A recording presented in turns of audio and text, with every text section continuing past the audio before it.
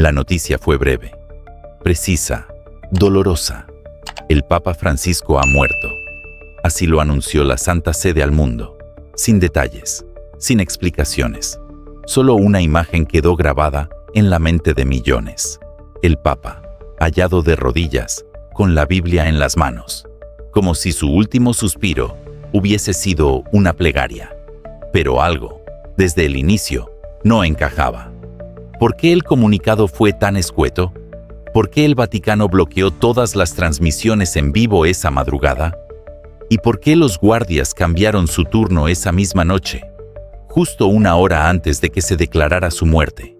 Desde lo más profundo de los pasillos de mármol, donde la historia se escribe a puerta cerrada, comenzaron a circular rumores, murmullos apagados, susurros incómodos. Algunos decían que fue un fallo cardíaco, otros que el Papa sabía algo y que alguien quiso silenciarlo. Y entonces, como si Dios le hubiese susurrado al oído el momento justo para hablar, un monje rompió el silencio. Su nombre es Hermano Aurelio, no un simple testigo. Fue, por más de 2 décadas, el encargado de custodiar los sectores más restringidos del Vaticano. Conocía cada pasadizo, cada túnel, cada sombra. Pero la noche del 18 de abril, lo que vio lo dejó marcado para siempre. Una figura encapuchada, un movimiento rápido, una aguja, y luego, un silencio más profundo que cualquier rezo. Este no es un cuento. No es una teoría conspirativa más para alimentar redes sociales. Es un testimonio que puede sacudir los cimientos de la Iglesia. Y tú estás a punto de escucharlo. Quédate hasta el final, porque lo que estás por descubrir no solo es peligroso, podría costarle la vida a quien se atrevió a contarlo. Antes de continuar, coméntanos abajo. ¿Crees que la muerte del Papa fue natural o encubre algo mucho más oscuro y planeado?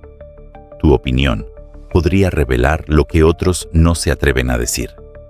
Hermano Aurelio nunca fue un monje cualquiera. Durante años, su presencia en el Vaticano fue silenciosa, pero crucial. No se mostraba en misas televisadas, ni figuraba en documentos públicos. Su rol era discreto, casi invisible. Su misión, custodiar los pasajes ocultos que conectan los rincones más antiguos de la Santa Sede. Lugares donde no llega el sol, ni las cámaras, ni los curiosos. Lugares donde no se escriben historias, se entierran verdades. Esa noche del 18 de abril, Aurelio seguía su rutina espiritual. Era pasada la medianoche cuando, desde la capilla interior, escuchó un ruido seco. No era común, era algo sutil, casi como un roce, pero suficiente para activar todos sus sentidos. Guiado por la inquietud, tomó uno de los corredores laterales y se acercó a la zona de aposentos papales. Y ahí lo vio. Una figura encapuchada, alta, con el rostro cubierto por una sombra que parecía no tener fin.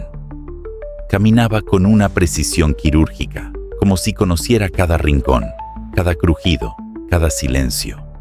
Lo más escalofriante fue lo que no hizo. No tocó puertas, no se anunció, no pidió permiso. Simplemente entró a la habitación del Papa, como si supiera que no habría nadie para detenerlo. Aurelio se ocultó tras una cortina de piedra, usada antiguamente como acceso de escape para cardenales perseguidos. Desde allí, observó una escena que lo haría dudar de su fe por primera vez. La figura se acercó al Papa, quien estaba de espaldas, rezando. Le susurró algo al oído, y en un solo movimiento, le inyectó algo en el cuello. El Papa se desplomó hacia adelante, lentamente, como si el sueño lo abrazara. No hubo lucha, no hubo ruido, solo un estremecedor silencio. La figura desapareció sin dejar rastro, sin mirar atrás, como si el acto hubiera sido parte de un guión ensayado muchas veces. Horas después, la noticia fue oficial. El Papa Francisco ha muerto mientras oraba. Pero tú y yo sabemos que no fue así. Si quieres más testimonios como este, los que el Vaticano jamás permitiría que se escuchen, suscríbete, deja tu like y comparte este video. Que la verdad no muera en la oscuridad. A veces, los lugares dicen más que las palabras. Y en este caso, el lugar donde murió el Papa Francisco podría ser la clave de todo. Porque lo más perturbador de aquella noche no fue el acto en sí, ni siquiera la figura encapuchada. Fue el sitio en el que ocurrió. La habitación 313. El Papa no dormía allí.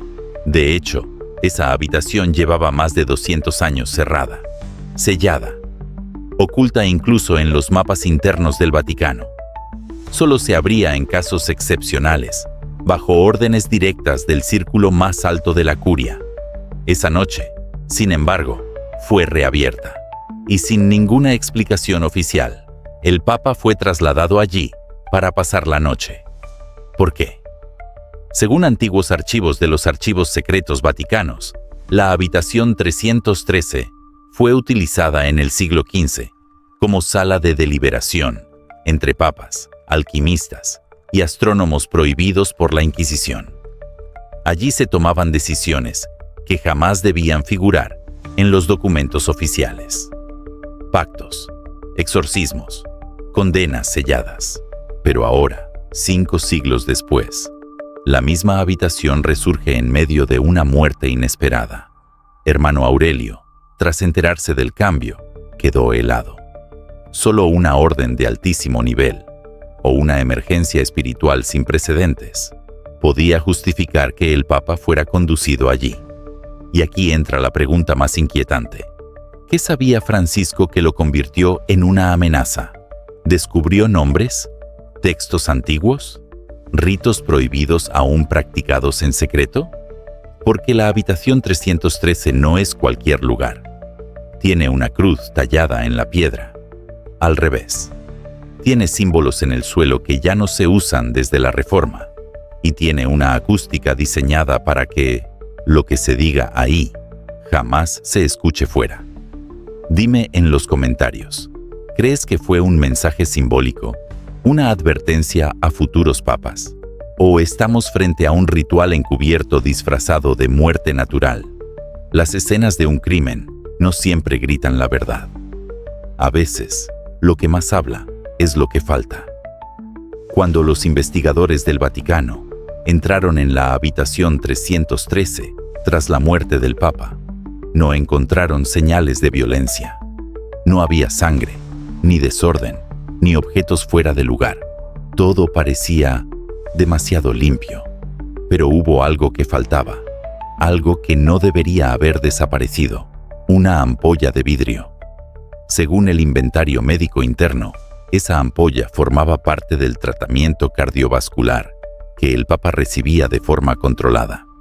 Siempre estaba bajo doble supervisión, la del médico personal y la del responsable de farmacia del Vaticano. Y sin embargo, ya no estaba. Hermano Aurelio, aún tembloroso por lo que había presenciado, supo enseguida qué era. Era la misma ampolla que la figura encapuchada había sacado de su túnica antes de inyectar al Papa. Pero aquí comienza lo realmente turbio. Cuando los registros médicos fueron revisados, nadie, ni el médico asignado, ni el jefe de la botica papal, ni el administrador del Hospital Bambino Gesù, reconoció haber solicitado, aprobado, ni distribuido ese frasco. Era como si nunca hubiera existido. La desaparición no fue casual, fue quirúrgica, precisa, casi invisible. Y ahora, la única prueba física que podría haber revelado qué sustancia se le inyectó al Papa había sido borrada del mapa. ¿Quién tenía el poder para borrar una ampolla del sistema médico más vigilado del mundo? ¿Quién sabía exactamente qué sustancia usar para no dejar rastro en la autopsia?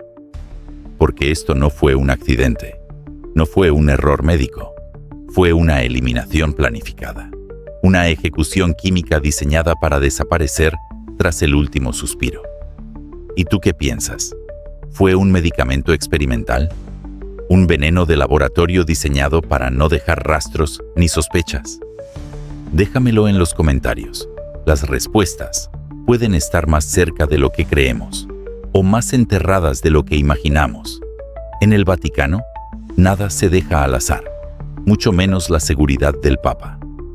La Guardia Suiza es considerada una de las unidades más estrictas del mundo, entrenados como soldados, juramentados como protectores sagrados y posicionados en puntos estratégicos 24/7. Su ausencia no es una coincidencia, es una orden. Pero la noche del 18 de abril ocurrió lo imposible. Los guardias asignados a la vigilancia directa del Papa no estaban en su puesto. El informe oficial fue claro, demasiado claro. Fueron reubicados por una orden interna para participar en un ensayo de protocolo de seguridad. Un ensayo a la medianoche. Justo el día en que el Papa fue trasladado misteriosamente a la habitación 313. Y justo en el momento exacto en que una figura encapuchada irrumpía en su cuarto sin oposición. Hermano Aurelio, que conocía al dedillo el calendario de ensayos y entrenamientos, lo dijo sin rodeos. Esa noche no había ningún protocolo, nunca hubo ensayo. Fue una distracción, una maniobra. El pasillo quedó completamente despejado durante casi 27 minutos. Suficiente para que el atacante entrara, actuara y se desvaneciera sin ser visto por ninguna cámara o escolta. Pero entonces surge una pregunta mucho más inquietante. ¿Quién tiene el poder para desactivar la seguridad del Papa sin dejar huellas? No es un obispo, no es un capitán, no es un error de comunicación. Solo un círculo de cardenales de alto rango podría emitir una orden así. O peor aún, una red secreta mucho más antigua y poderosa que cualquier estructura visible dentro del Vaticano. Una red que no aparece en los libros. Una red que no predica desde los altares, pero mueve los hilos detrás de ellos. Y si fue esta red la que eliminó a los guardias esa noche, entonces la muerte del Papa no fue un accidente ni un descuido. Fue una ejecución permitida desde dentro. ¿Tú qué opinas? ¿Fue un simple error de protocolo o parte de una estrategia diseñada para asesinar al líder de la Iglesia en su momento más vulnerable? Déjalo en los comentarios. Y si ya comenzaste a atar cabos, no estás solo. Algunos papas pasaron a la historia por construir catedrales, otros por ganar guerras. Pero Francisco quería dejar un legado diferente, limpiar la Iglesia desde adentro. Y por eso, 2 semanas antes de su muerte, escribió un documento que jamás debió existir. Un texto secreto, redactado sin asesoría pública, sin filtraciones a los medios y sin el consentimiento del Colegio Cardenalicio. Un documento que buscaba exponer y prohibir prácticas ocultas que todavía operaban en las sombras del Vaticano. Rituales no autorizados, transferencias millonarias entre cuentas fantasmas, excomuniones encubiertas para silenciar a religiosos incómodos. Y lo más peligroso de todo, la existencia de un grupo oculto llamado la Sombra de Pedro. Hermano Aurelio, gracias a su cercanía con uno de los escribanos personales del Papa, logró ver una copia incompleta del borrador original. Las páginas estaban cifradas, algunas frases estaban redactadas en latín arcaico, pero lo poco que logró leer fue suficiente para helarle la sangre. La Sombra de Pedro actúa fuera de la fe. Utiliza el nombre de Cristo como disfraz para ejercer control, miedo y manipulación. No son siervos, son arquitectos del silencio. Según Aurelio, el Papa Francisco planeaba liberar este documento tras la Pascua, pero no llegó a tiempo. La copia original desapareció tras su muerte. Los servidores, donde estaba almacenado el borrador, fueron reiniciados por error técnico, y quienes sabían de su existencia ya no están en funciones. Esto ya no es solo una muerte sospechosa, es una ejecución política y espiritual. Porque si la Sombra de Pedro existe, entonces no estamos hablando de un simple grupo de cardenales corruptos. Estamos hablando de una estructura paralela al Vaticano, una red secreta que controla lo que se dice, lo que se calla y lo que se borra para siempre. Y tal vez, solo tal vez, el Papa lo sabía todo, y ese documento fue su sentencia. ¿Tú qué piensas? ¿Crees que ese texto fue destruido para siempre? ¿O habrá alguien más dispuesto a sacarlo a la luz? Déjalo en los comentarios, porque en este juego, la verdad no se entierra, se esconde hasta que alguien decide arriesgar su vida para sacarla. Durante semanas, hermano Aurelio intentó convencer a su mente de que lo que había visto aquella noche fue una alucinación, un reflejo, una sombra del pasado, pero número. Ese rostro lo conocía y lo tenía marcado a fuego. Esa figura encapuchada no era un desconocido, era alguien que había caminado por esos mismos pasillos años atrás.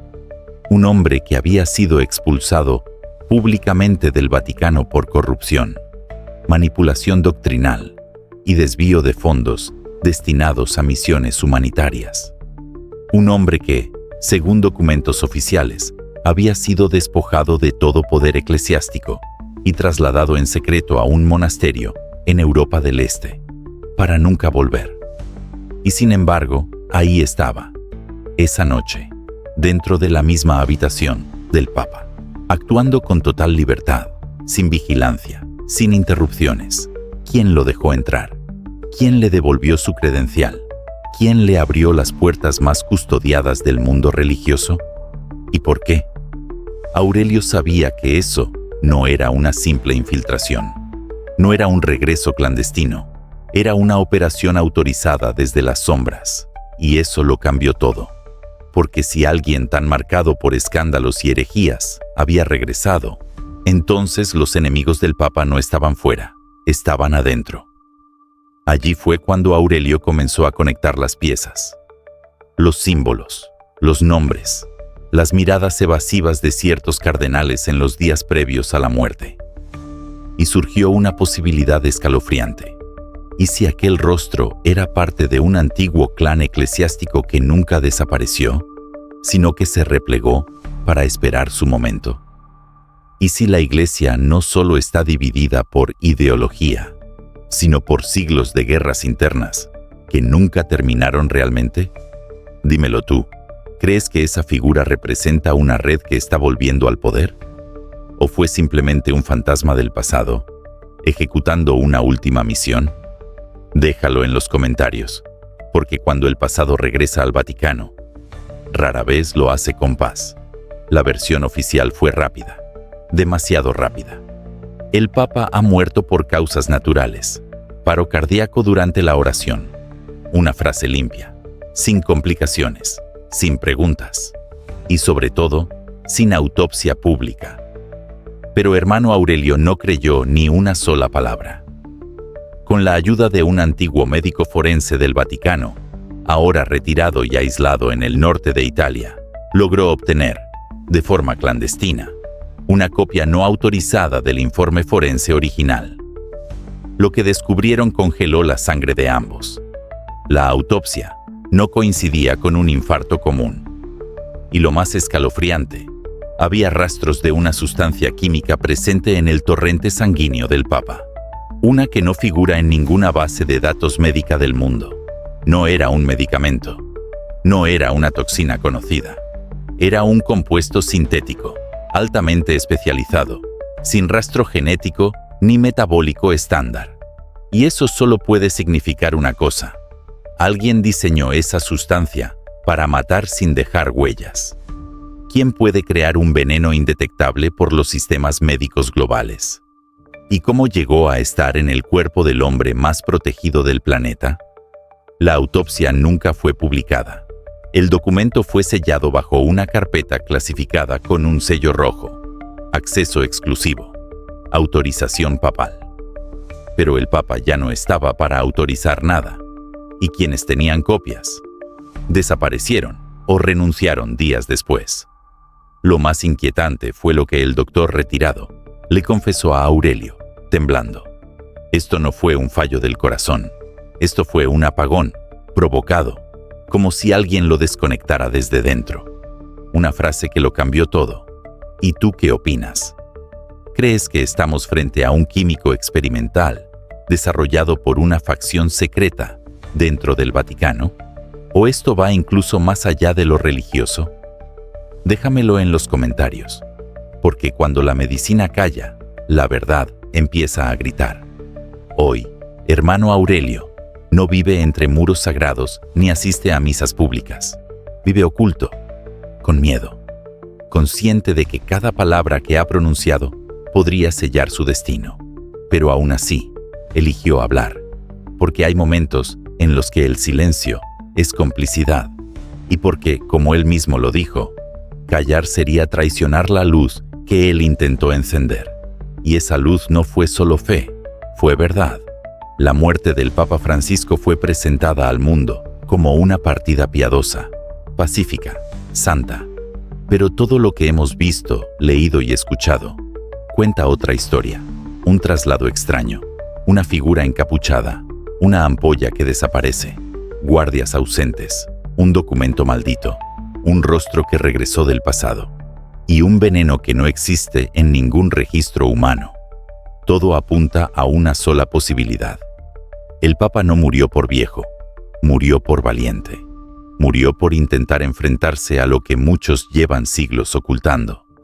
Y si esta historia es cierta, y cada testimonio, cada archivo y cada desaparición la sostienen, entonces no estamos ante una muerte más. Estamos ante el encubrimiento más grande del último siglo. Uno que podría cambiar para siempre la forma en que vemos al Vaticano y a quienes lo controlan realmente. Ahora te toca a ti. ¿Fue una muerte natural? ¿O un asesinato orquestado por las sombras que habitan en la cúpula de la fe? Escríbelo en los comentarios, porque tu voz puede ser el eco de lo que muchos no se atreven a decir. Y si quieres más relatos reales, revelaciones prohibidas y secretos del Vaticano que nadie se atreve a contar, suscríbete, deja tu like y comparte este video. Porque mientras más personas lo vean, menos podrán callarlo.